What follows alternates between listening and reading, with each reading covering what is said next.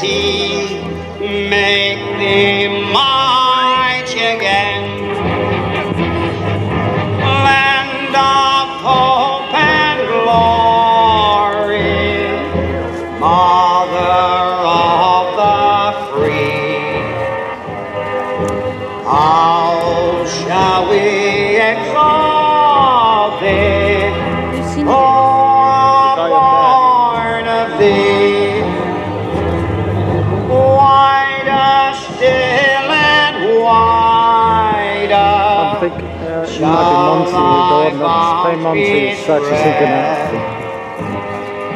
God will make thee mighty, make thee mighty again. God will make thee mighty, make thee mighty again.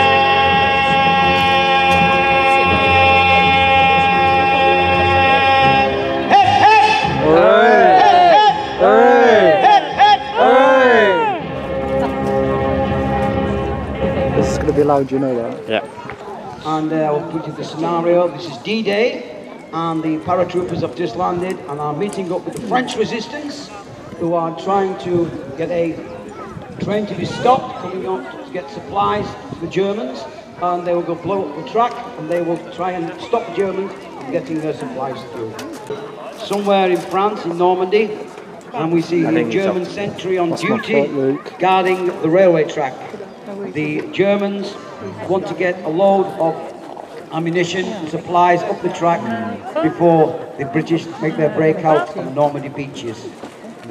First of all, they have disabled the guard by using their Fabian Sykes knives, which were given to commandos and paratroopers, and bringing up towards the line. We see the French resistance, the Marquis, with their Cross of Lorraine armbands on them, and they are now going to set charges to blow up the track so that the German train cannot get past. The British officer, the paratrooper, is watching out and looking up the track, and has got his men flanked left and right to make sure that there is no more Germans walking and marching up the track. The French resistance started in 1940 as they were called the Marquis, and they actually struggled for 1 year until the British Special Operations Executive supplied them with the Sten gun. The Sten gun was developed in coordination to fight for resistance fighters, because the Sten gun was a 9mm weapon, which most of the ammunition in Europe at the time was 9mm. And we see that they're decked out with various weapons, probably German K98 Mauser rifles, and one of them, the resistance fighters, has got on the French National Adrian helmet, which was the national helmet of all French armed forces on the ground. And we see that the paratroopers with their Denison smocks, and of course the guys who have just landed have still got their helmets on, and the other ones who have been here a little while, they have got their red berets on, the Red Devils they were called, and now they're waiting for the train to come up the track. And ladies and gentlemen, I can hear something happening very, very carefully.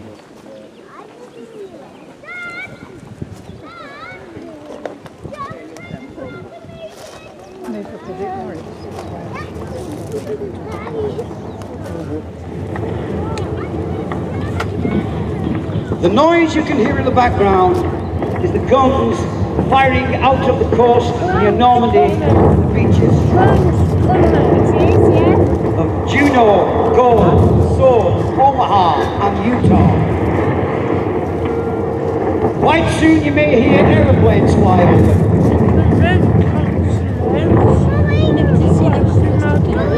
Oh, well, he said. The sound of battle can be heard even 10 miles inland.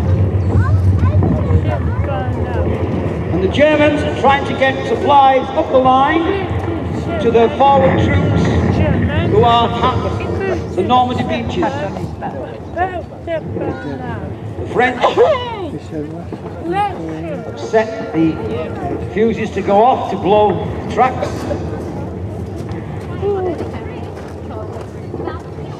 They are waiting now ready to come.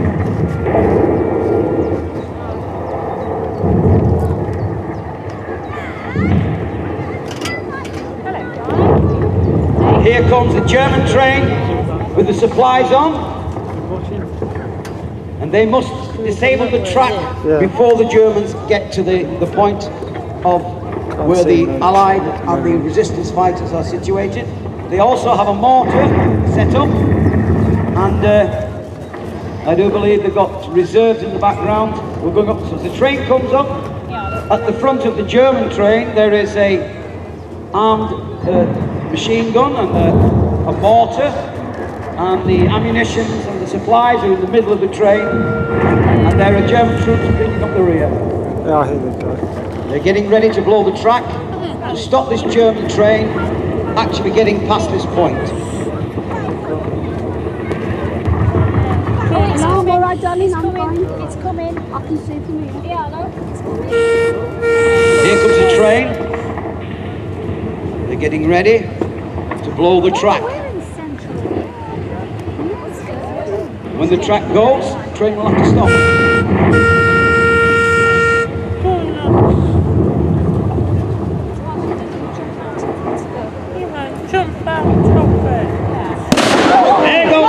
There goes the track. The track's gone, now they have to slow down, stop. They know that they may get ambushed by the Allies and the French resistance. And there's 3 German personnel on the front of the truck. One's carrying a K-98, the other's got a machine gun of some description. He's a Bolshevik paratrooper. And then the French have started firing. Here comes the Allies, issuing from the Congo.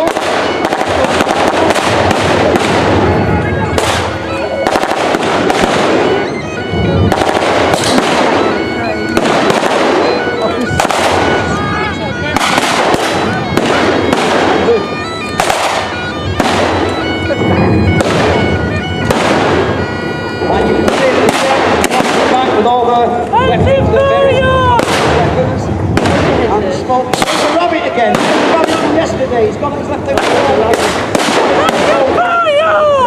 He was here yesterday as well. He's out into the train now. And they're moving.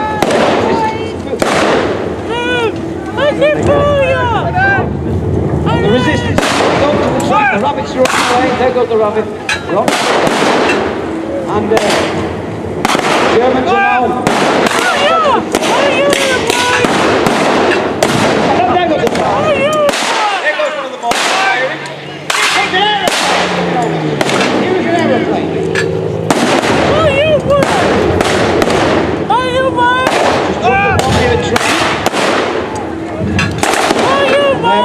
Slowly. There goes another mortar. The mortars are moving. The Germans are trying in the middle of the truck to fire back at the advancing Allies and resistance. There goes another mortar coming. Not like the movies where people have loads and loads of bullets. They actually reload their weapons every time they've fired the train. We see a German sneaking round the side of the truck of the train. Sneaking round. There goes another mortar. Moving slowly. The French move on, move on. And here come the Americans. Again. Here comes the Americans. Overpaid, oversexed, and over here. Now that's underpaid, oversexed, and underrised now. Here they come, the Americans up straight away. Fighters. Oh, look here. And they are putting the big fight. There's already the other boys on the track. That's a carnival thing. You're jockeying in the background there. And Lord Lovett's coming.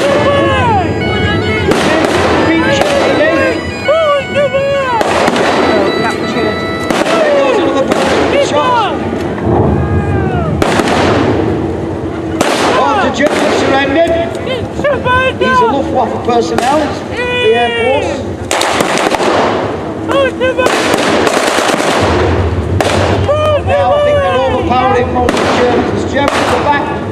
firing back.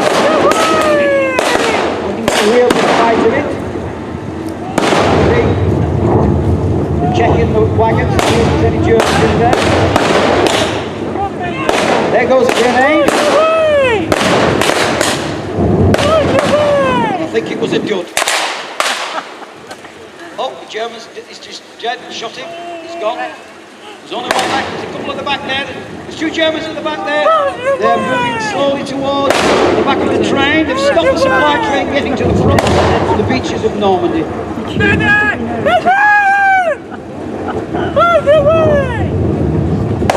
I think the driver's quite attractive at the train. Yes, the pit. There's another plane going over, some bombs.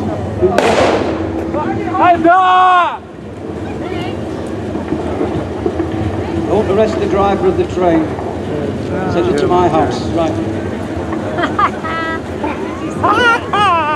There she goes, ladies and gentlemen. And they're moving up now towards the Germans. Minus smoke has gone off to let the Allies know down the line. In it comes another aeroplane coming over.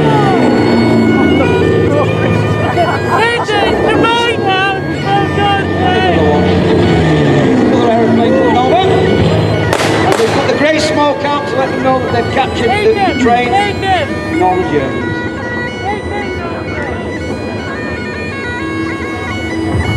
And they are now checking the back of the train. They've got some prisoners. And they're moving back.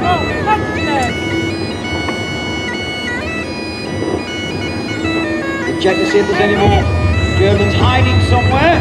Is there any hiding in the front of the train with the driver?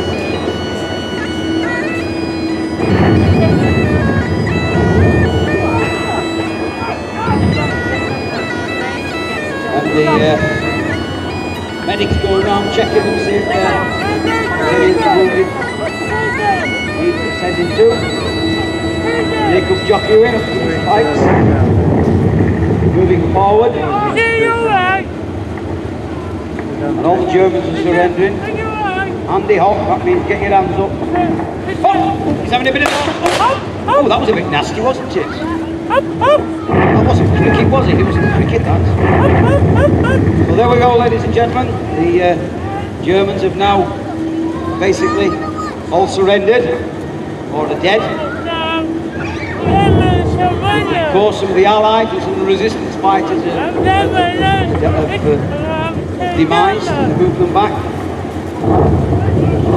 They will be probably taking them now to the beaches of Normandy to put on landing craft to take back to England and be interrogated when they got back to England and put in POW camps. I don't know, somewhere like Eden Camp in North Yorkshire, different places, and different various prisoner war camps. They also set camps up in France before they were shipped back to England. And it depends who caught you. If caught by the Americans, you get sent to America. And these are going to blow up the track. There we go, there's the rest of the track gone. It's blown up the rest of the track, so the train's not going anywhere. It's blown up at the front and it's blown up at the back, so it's not going anywhere. So they've succeeded their mission, ladies and gentlemen. They've succeeded their mission.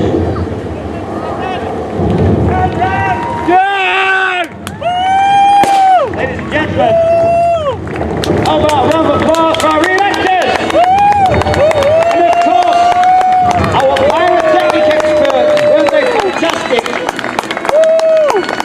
And of course, the most special one, the piper and the driver of the train.